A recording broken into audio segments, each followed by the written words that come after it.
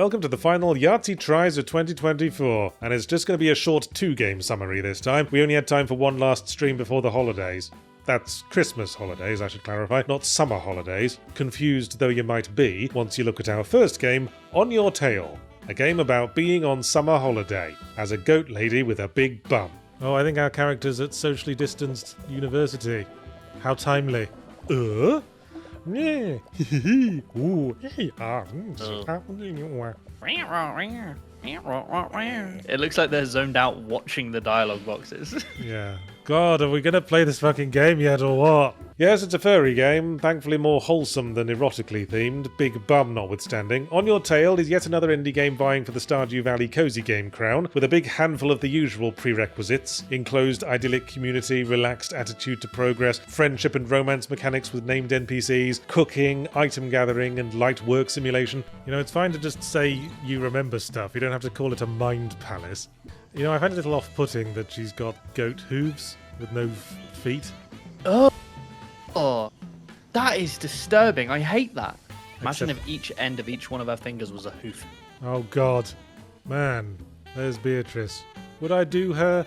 No, I don't think I'd do her. As for what strings it has to its bow to help it stand out from the crowd, well, firstly, every character is an Italian farm animal. It's got a rather pleasing art style and colour palette that starts easing my tensions just to look at it, and most importantly, it's a detective puzzle game. Well, now you're talking my language, On Your Tail. I'm gonna lift your tail and have a good old sniff of your bum. Don't make it weird. I'm sure there have been sexy crab drawings that have been made. Although it'll probably just be a sexy lady with, like, pincers on their hands. Oh my God, it's a hunky boy. I don't care for hunky boys. Or do I? Look, he's even blushing and putting a hand behind his head. That's how you know. I'm looking forward to the next fucking character love interest you meet, just called Sex.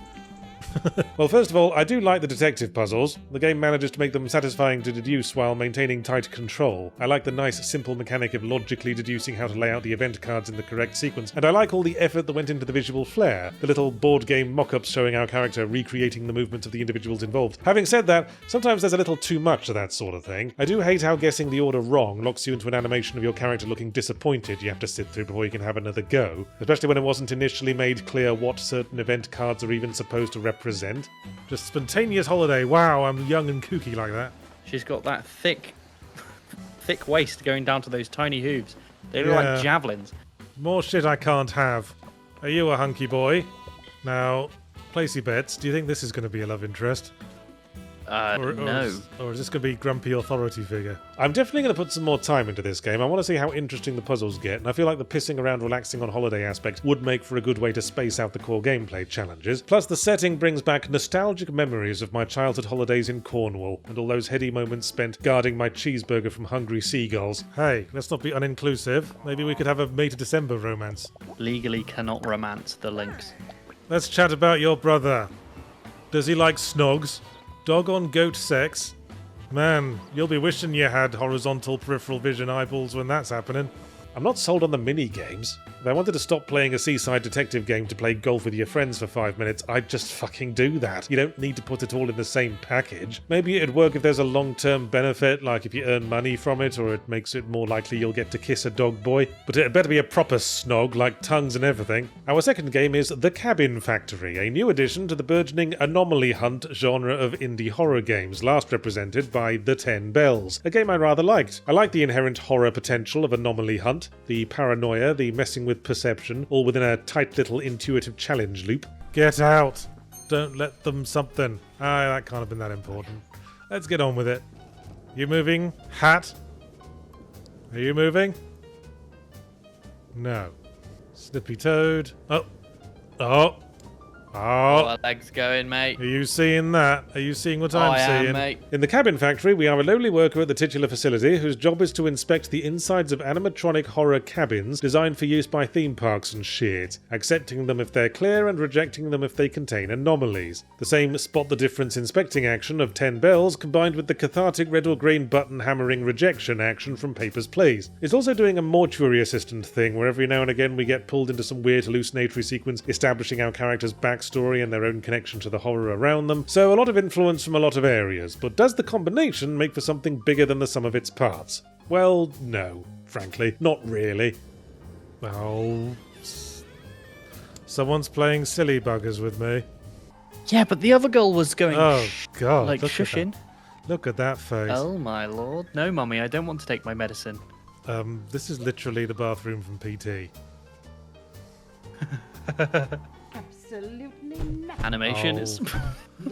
Yeah, I think this is an anomaly. I wouldn't say the Cabin Factory adds much innovation to the format. 10 bells, looping hallways, and continue or don't continue gameplay made for a much smoother experience. Movement in Cabin Factory is a little awkward. Your clumsy, slow-moving protagonist has to spend a few moments getting in all the fiddly nooks and crannies of each cabin, bumping into furniture and corners as you go, and then having to come out and press a button. It's all very stop and start.